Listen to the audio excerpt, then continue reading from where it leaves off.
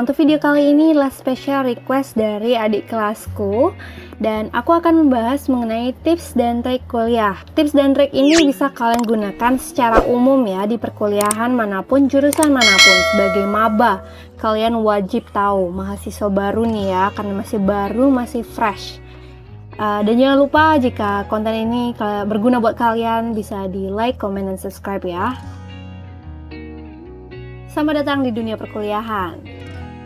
Kuliahan dan sekolah biasa itu beda loh sebenarnya. Terus apa sih bedanya kuliah sama sekolah biasa ya? Karena sekolah biasa itu kita dibilangnya siswa aja. Sedangkan kalau kuliah itu dibilangnya mahasiswa. Kenapa harus ada kata maha di situ? Nah, ini dia alasannya. Yang pertama itu adalah belajarnya berbeda, kelasnya juga beda, gurunya beda, temannya beda, lingkungannya beda. Oke, dimulai dari belajarnya dulu ya. Ini based on my own experience. Jadi kalau misalnya ada yang sedikit berbeda, kalian bisa sesuaikan lagi dengan kondisi kalian. Yang pertama itu belajarnya. Belajarnya udah pasti beda. Cenderung guru-gurunya itu ya akan menyuruh kalian lebih mandiri. Mereka kalau yang kualami ya, mereka tuh nggak peduli kalian itu bisa atau enggak. Kalian tuh mau belajar, mau enggak, mau datang ke kelasnya, mau nggak datang juga gak masalah. Cuma ya udah, nilai kalian jelek. Udah, jadi kita betul-betul diajarin bertanggung jawab dengan aksi kita sendiri. Kalau kalian mau nggak belajar, silahkan. Nilai jelek, silahkan ditanggung. Jadi kayak gitu. Belajarnya juga mereka cenderung ngasih materi itu sedikit ya. Jadi bener-bener kayak materi intinya doang. Kalau kalian beneran mau ngerti, kalian tuh harus cari lagi. Kalian harus cari di YouTube, harus cari di internet, cari buku-buku yang ada di perpus. Pokoknya belajarnya itu lebih gitu. Nah, terus untuk kelasnya itu ya sistemnya beda-beda ya. Beberapa univ. Ada yang univnya itu mereka tuh bakal nggak satu kelas. Jadi nggak kayak di SMP. Kalau SMP misalnya kita kelas A, ya udah kelas A sama teman-teman kelas A aja. Ada juga sistemnya itu beda, jadi setiap mata pelajaran bisa beda-beda temennya. Misalnya ketemu A di mata pelajaran A, bisa jadi di mata pelajaran B nggak ketemu si A. Dan kemudian untuk teman-temannya juga beda ya. Bedanya itu kenapa? Karena kita sudah mulai memiliki jalur yang kelihatannya beda. Kalau di SMA atau di SMP itu kadang kita masih bisa ikut-ikut temen ya. Kamu mau kemana? Mau ke sana? Oh iya ya, aku ikut deh, kayak gitu. Sedangkan di kuliahan itu mulai terasa begitu banyak pilihan dan begitu banyak orang-orang yang memiliki pilihan yang berbeda. Jadi kita nggak bisa ikut-ikut. Jadi kita harus benar-benar memahami kita tuh maunya apa gitu. Misalnya teman kita ikut organisasi A, tapi kita nggak mau ikut organisasi A. Kita nggak bisa sekedar, udah deh aku ikut aja deh. Ntar nyaman gak nyaman jalanin aja gitu. Itu malah menyiksa kalian nantinya gitu. Jadi jangan ikut-ikut, belajar buat mandiri. Kalau teman kalian mau ikut ya udah dukung dia, tapi kalau kalian nggak mau ya udah nggak usah ikut-ikut. Nanti kalian menderita sendiri dan kalian akan menyesali pilihan kalian. Dan tentunya lingkungannya juga beda ya. Lingkungannya itu ya nggak kayak sekolah lagi. Misalnya jam 6 datang sekolah atau jam 7 datang sekolah, bareng-bareng pulang jam 4. Ya di sini nggak gitu. Kadang ada yang datang jam 7, pulang jam 12. Ada yang baru datang jam 12, baru pulangnya itu jam 8 malam. Pokoknya beda-beda tergantung jadwal sendiri. Dan di sini sudah mulai terasa juga sih sendiri-sendirinya gitu. Kita lanjut ya. Nah, itu perbedaan umumnya. Jadi kalian harus lebih mandiri, harus lebih paham kewajiban diri sendiri dan jangan ikut-ikut. Nah, ini dia hal-hal yang harus kalian siapkan. Yang pertama itu adalah mental dan mindset.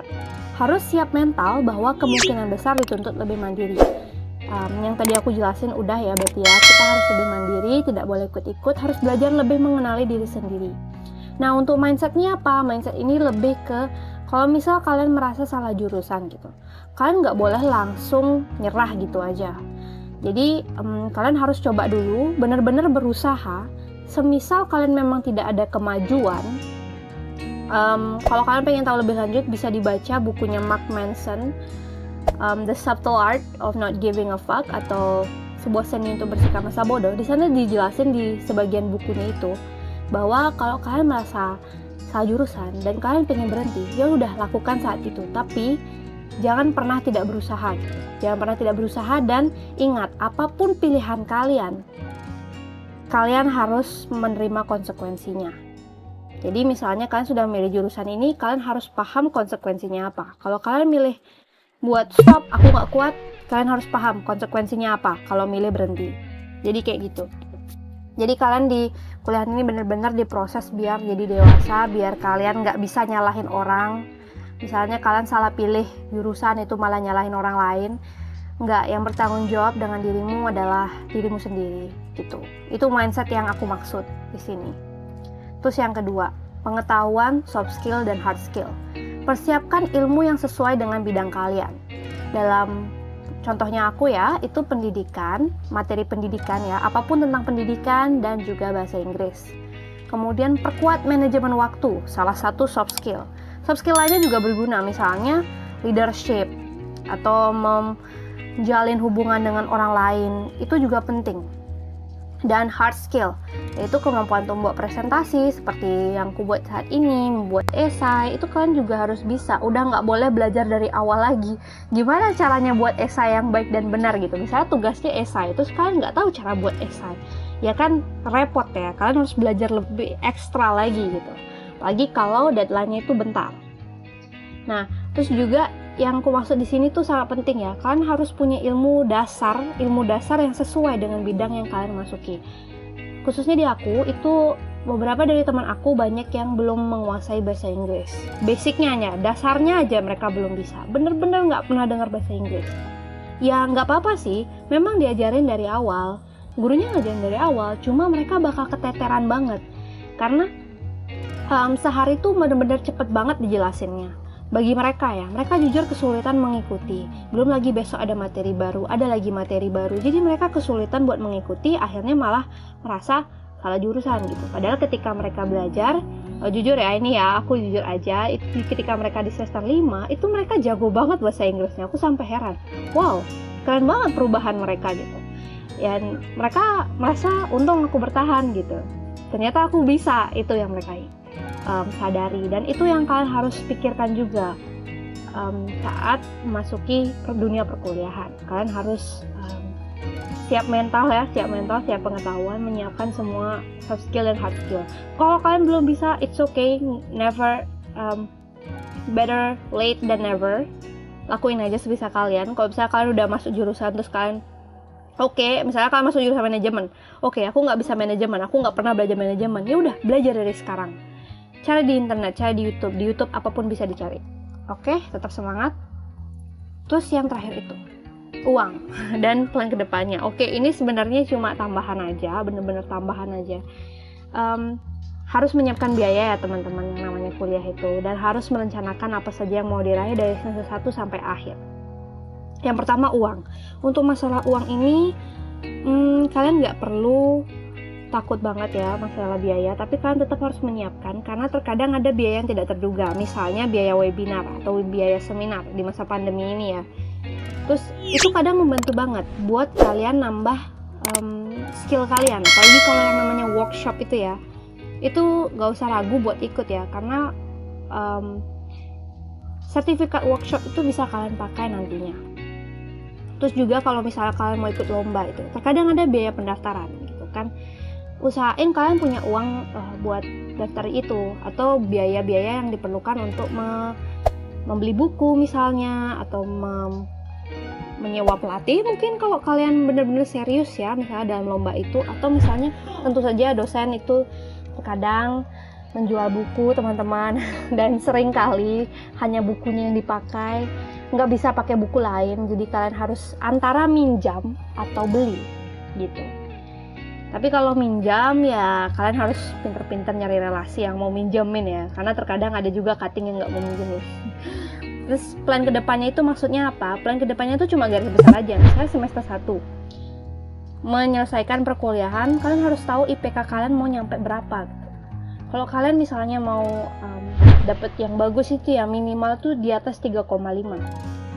Jadi usahain kalian harus nggak boleh dapet nilai berapa gitu. Jadi kalian udah planning, nggak boleh dapet nilai apa di mana gitu.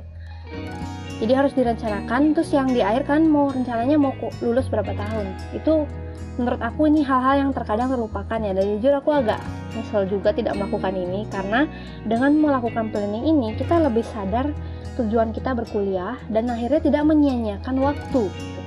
Karena kita kan tentunya hasil akhirnya semuanya pasti ingin kan membahagiakan orang tua, lulus kuliah dengan nilai bagus. Nah itu perlu planning gitu. Walaupun nggak planning yang detail ya, setidaknya yang gambaran besarnya aja. Kalian semester ini mau ngapain?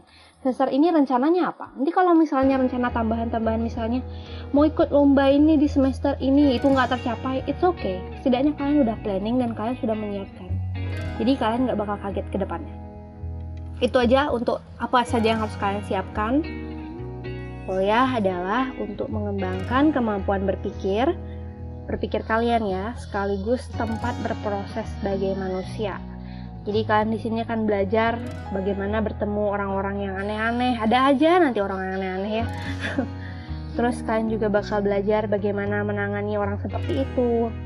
Lalu kalian akan mengalami kesulitan manajemen waktu. Itu semua akan kalian perlukan nantinya di masa depan di dunia kerja. Jadi disinilah kalian belajar, disinilah kalian berproses ya. Jadi anggap ini kesempatan yang bagus banget buat kalian. Jangan pernah down, gak apa-apa down, it's okay merasa sedih atau merasa meragukan kemampuan diri, tapi ingat untuk bangkit, ingat lagi untuk apa sih kuliah itu.